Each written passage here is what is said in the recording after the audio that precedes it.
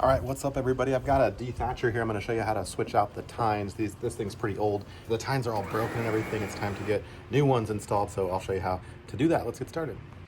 All right, so here it is. I do not recommend working on the living room carpet with this, but I did clean it, made somewhat of an effort. Anyway, how do you get these tines off of here? If you just kind of look, there's no like real obvious way, just a series of bolts, screws you can see right there. And obviously these things are pretty old. So let's get started. We're going to need a new bag of these tines. Here's what one of them looks like brand new. You can definitely tell the difference.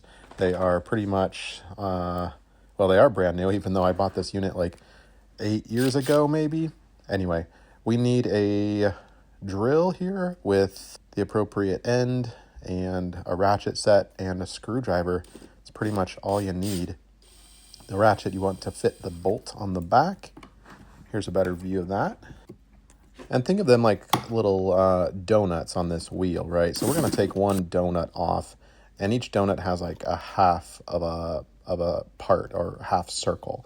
And so they're basically these little cartridges. And what we're going to do after we've got the screw and the bolt undone, the nut off of the bolt there, and we're going to spin it and then undo the other one, because each kind of donut shape has two fasteners, two bolts, and two nuts that you need to back off first. So basically you'll work on one kind of donut at a time. Again, each donut has two fasteners. So we'll just back those out, and you should have a bolt and a nut. And on the bolt, you'll have a series of washers. So that goes on the head side of the bolt, not the nut side. And it may take, I mean, this thing is old, ladies and gentlemen. Like, I bought this thing like 10 years ago, 8 years ago, something like that. And these things have never been switched out, which I think really speaks to the longevity and the quality of these tines. Even though this is a pretty affordable unit, it really, I think, lasted. I did have some broken tines, but it still gets mostly the job done. Anyway, my point is, you may need a little WD-40. You may need some needle nose pliers if these things do not slide out very easily. So we'll get those backed out here. And this next part will give you the most trouble. I'm going to zoom in just a little bit and give you a better view. We need to take our flathead screwdriver and wiggle it while pressing very firmly in the downward position, making sure it doesn't slip and stabbing you or anything like that. I poked myself once. So this is the technique. You just kind of hold it with one hand, put a glove on if you need to, and push it. And it is a circle, so it'll want to spin on you a little bit. And you're going to be prying up. You want to basically get that flathead screwdriver in between. You can mess around with the little tabs, but I had no luck with that. And so this was the best mechanism that worked for me. I had to kind of scrape away some of the dirt so I could see the seam there. But you got to put a little elbow grease into it. And I think some were easier than others. Anyway, that's what you do. And don't worry about scuffing that up. You don't want any of the plastic to actually crack on you. But that's exactly why I'm going right there, because I felt like that was a really sturdy spot. And it did, blemish some of the plastic, but not enough where it affects functionality of the unit at all. So it's just a matter of wiggling it in there.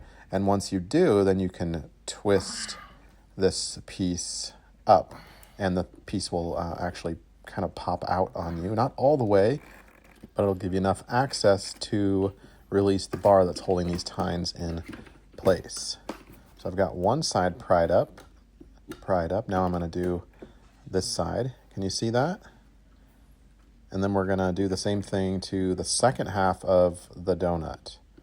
So let's wrestle that one off. And take your time with this. You want to be diligent. You don't want to break anything or hurt yourself. And we'll come on over here, and this just pops up like that. See how that works? And once you've got that, it's going to be downhill from here. So here's the pin. It's a nice thick pin, and we'll just take the screwdriver and give it a little tap. You can use the ratchet or your hand. It's not in there. Pops out pretty easily. And that's what it looks like. From there, the tine actually releases, just falls freely from its little space.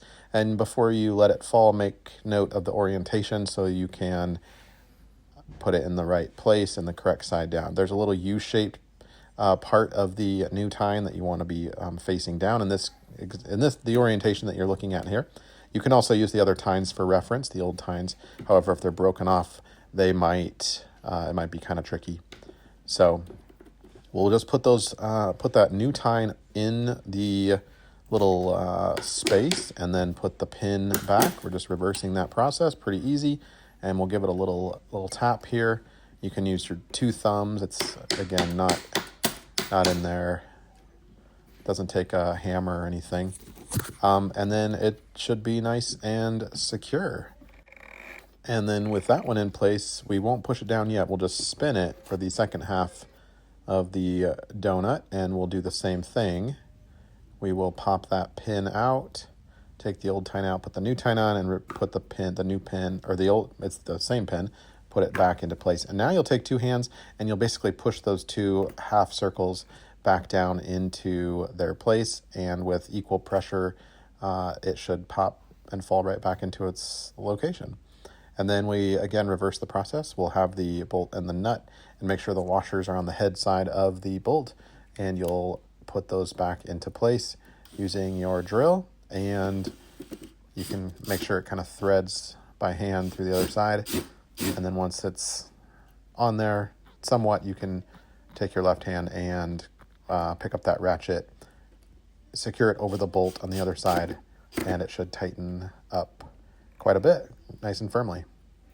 And I'm putting them fairly tight. I'm not giving it the nuts or anything like that. No pun intended. But I want my drill bit to spin a little bit on the head without stripping the head out. And we'll spin it and do the same thing with the other side. And this is it, everybody. This is like so simple. But again, plan on spending a little bit of time wiggling and wrestling those black cylinder pieces out is probably the hardest part of this job. Not hard, it's easy, but it takes a little bit of time. Anyway, thanks for being with me. Hopefully this helps you out.